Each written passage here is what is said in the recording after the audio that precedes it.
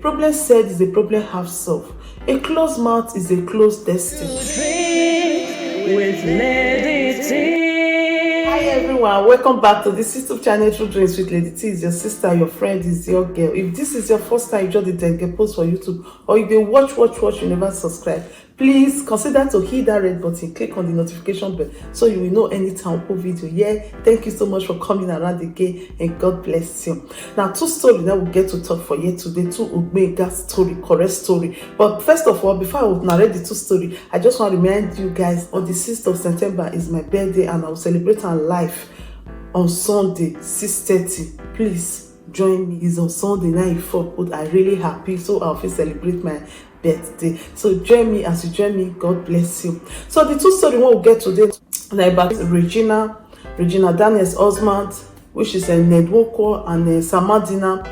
Nedwoko put Samadina for inside Kirikiri. What do you make her put up inside Kirikiri? We'll come back on talking. And the second one of our sister, he said as she big rich, so she see the pc for us. What it cost her when she did pc for us? We'll see come back on talk. So welcome my lovely people to this channel. Thank you for coming around the game. So today's story now, as we talk and they come now, Nedwoko, which is Regina Daniels' husband, he put Samadina for inside Kirikiri. He said because Samadina sing, and that song where Samadina sing, he say referring to his wife.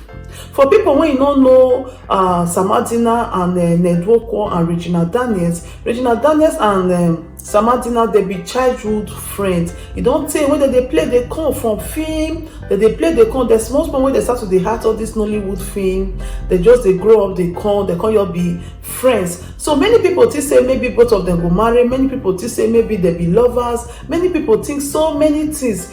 Even myself, I think am too. But when I come watch Samadina when they interview her one day during the time when everywhere they catch fire, say Regina Daniels one marry one Papa Yoyo when be net one call. People call they kick against the marriage, say because Nedwoko is too hold past and Regina. Why Regina will marry Papa Yoyo? People kick against her for social media. And at that time they come interview Samadina, and I watched the interview. They asked Samadina, say, you and Regina, the way they see on how on a relationship be. He said their relationship, they were just friends. And so it is speak the Oyibo say they just be friends. They have nothing attached to it.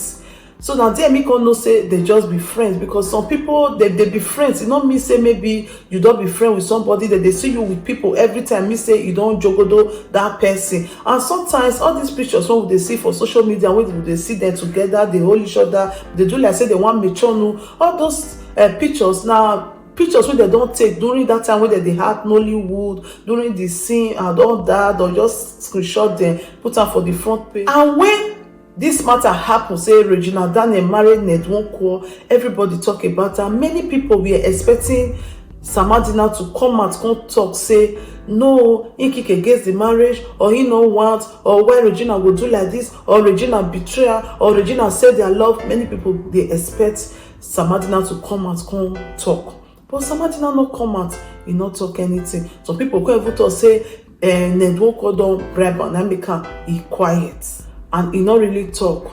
But when after the marriage and all that, Regina mama come out, he come talk say Regina husband never chop Regina ample. Even Regina still talk and say na her husband never chop her ample.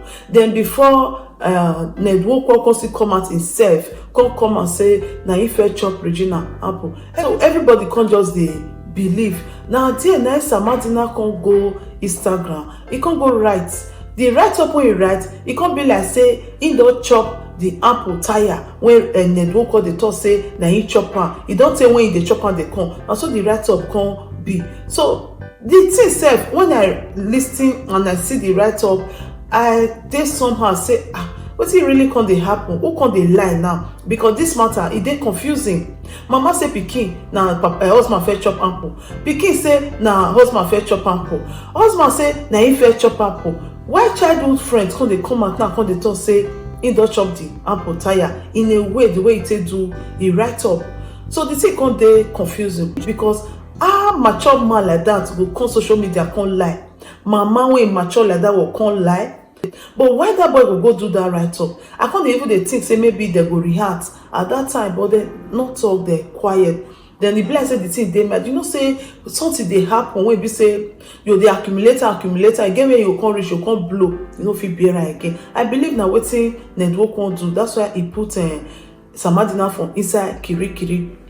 Because now Sam Adina can't come out, he can't go sing love song. He sing the love song, Uloma Nenemi Uloma. He sing the song, and the way he take direct the song, as in the person go marry Papa Yo-Yo and he can't leave her, he can't do this. You understand? So all this song it directs to Regina Daniels. So the network one of it bearer, he converse, then he put Sam Adina for Kirikiri, say why he go sing to his wife like that. Then now there many people come talk say wetin network will do, e no good. Say this word na free word. Sam Adina get right to sing any song wey be say he wan sing. Nobody go fit tell am wetin he go sing or wetin he no go sing. Because say network will get money now, na make am he wan dey do Sam Adina like this. Why the other hand, some people come to say why Sam Adina go dey sing love song to a married woman, whether na direct, whether na indirect, they say e no good because Regina na married woman.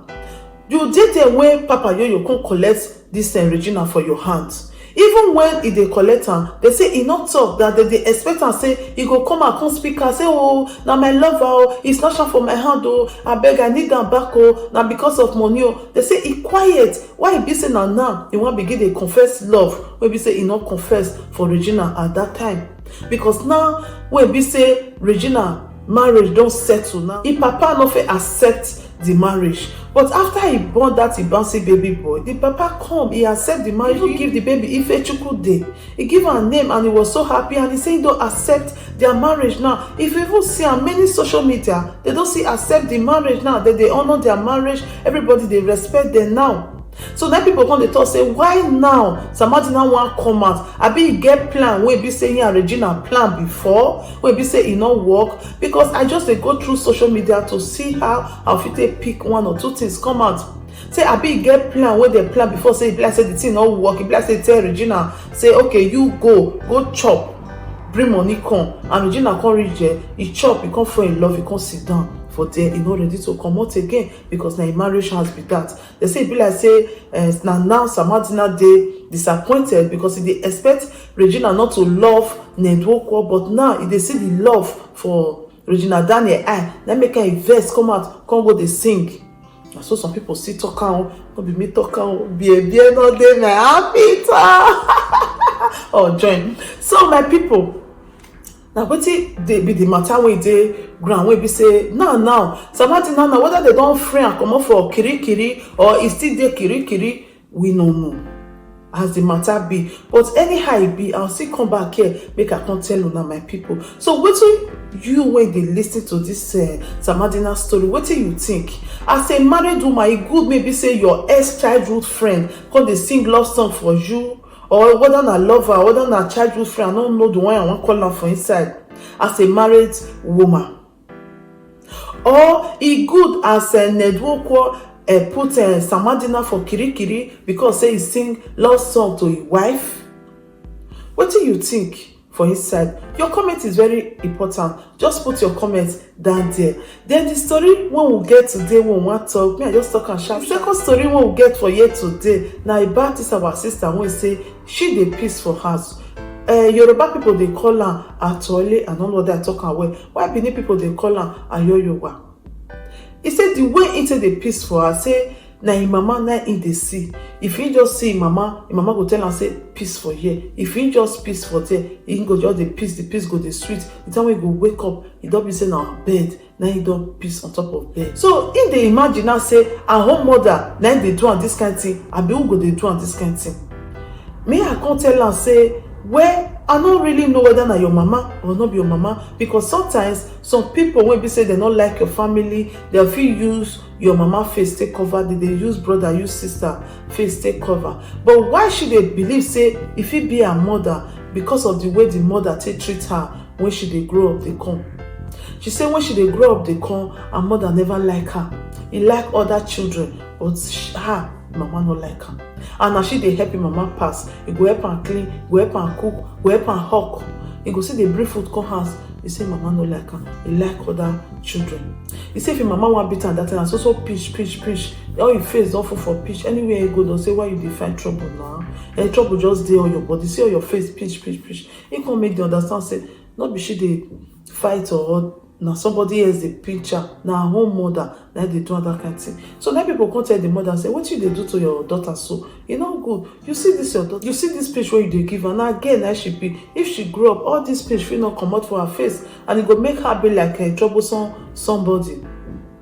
He say her mother say they treat her bad, then she no fit bear her again. She say she no fit stay for this house again when she don dey grow up to be 17, 18, and so she come take run comot for house. As she run comot for house, she say mama no find her one day. And all the time when she dey house, she no wet bed one day at all. But the time when she come take run enter streets, from street she come see person wey put am for house. Na that time she come begin dey wet her bed. He said the first day when he start, he just dey sleep. He just say mama, he come tell him mama say, mama, I want peace. Then mama tell him say, go there, go peace. As he reach there, bed down, he peace. The peace dey sweet am, say wake up, bed don wet. He come say, which kind thing be this one? He no fit come dey wet person bed wey put am for house. He say come go carry towel. You know those days when pampers never really dey, when the be say na napkin, that white towel when be like napkin when they take the wrap baby. He say na so he go carry towel take wrap her herself for night, make she for no wet her bed. And so she can continue to do am. Sometimes she go person house, they go say sleep for bed. He go say no, na ground he wants, so that she will fit use towel take wrap herself. May not be say cause he wet the everywhere again. But not be saying that every day, but once in a while, now the thing they come. And the same person, the same face, now in the see. He go say, mama, I want peace. He go say, see toilet, peace for there. Mama, I want peace. Bed down, peace for there. And so, the thing just dey be. And she don't grow up now. Even before she come up for Nigeria, she find solution to make sure say she get solution so that this thing will stop to no avail. When she come see enter Europe, the thing come see start again. And now she don't know what she want to, because he don't know the guy when he go to the look and home mother when he go to do this kind of thing to her. And to tell your mama this kind of thing, to comfort your mother with this kind of thing, the thing they heavy. Now not say the mama no feel like her right from time. Even if you say you tell your mama, now your mama go tell her say, now because say you don't feel like me, or you don't feel say the way I take treat you, then make you the think say na me. So this kind of matter now something of spiritual. You know, spiritual control physical. So anything where it don't happen spiritually, then they can't come to pass physically. So like say she feel reject her that time when we say go say peace, when go say no, I know the peace. You start say she not go wet her bed. Many people don't they pass through this process of say they wet your bed. Many people, many man, many woman, they don't they pass through these things, but not be waiting specific carry come at the top because it is heavy for months. Because once person don't be adult, you're not supposed to they do this kind of thing. Now baby of that kind from 0 to 5, 6, 7, then go even they do one, they'll see the overlook her. At least 9, they feel overlook her. If you don't they go 10, 11, 12, they not the overlook her again. They don't they try to find solution because the pikin don't they grow. How much more adult person, mama madu, would they do this kind of thing? This will not be ordinary. Sometimes if you want to know if it's ordinary or not ordinary, be say now when you they sleep for night, if you see say somebody come, he say take bucket, peace put, take pole, peace put, sit toilet, peace put, bed down, peace for you. You know say that one not be ordinary again. That one not be ordinary. That one are forces. But if you not see anybody say when he tell you say peace for you or do this or take basic, like one girl, he say now one woman, this one I don't tell, he say one woman, now he say the woman tie white cloth, he bring white basic come, he give her and say make peace put. I say the peace beside the white basic, as she wake up she don't wet her bed. So all those will not be ordinary.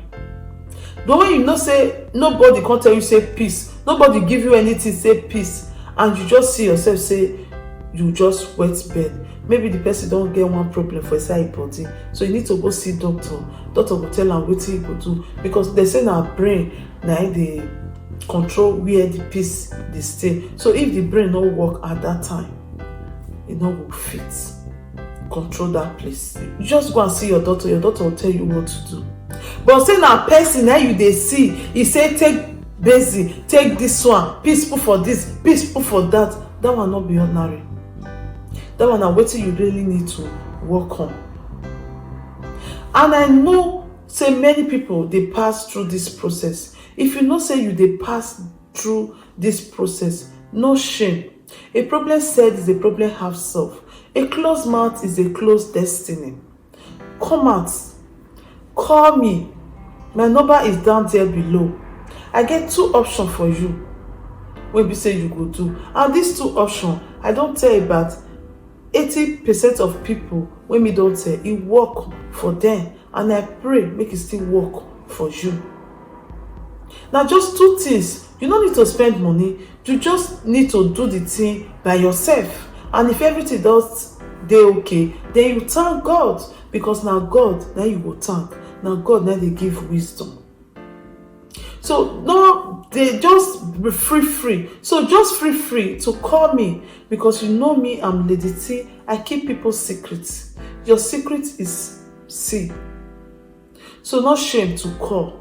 Then I'll tell you the 2 things when you go do. If you do that 2 things, I pray make it work for you. I repeat it again.